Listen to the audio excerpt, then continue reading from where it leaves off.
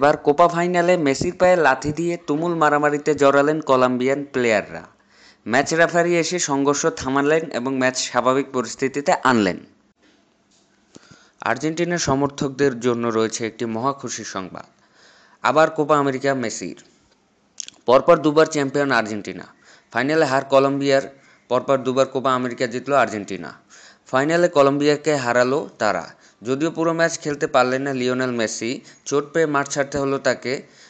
চোট পেয়ে যখন লিওনেল মেসি মাঠ ছাড়ছেন তখন স্টেডিয়ামে আর্জেন্টিনার সমর্থকদের চোখে জল।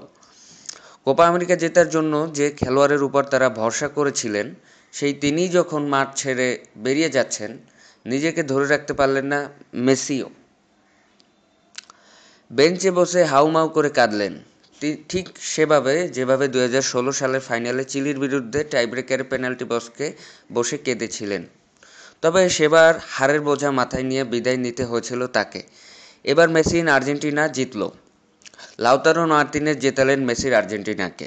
চলতি কোপায় যখনই নেমেছেন গোল করেছেন মার্তিনেজ। আরও একবার সেই কাজটাই করলেন তিনি।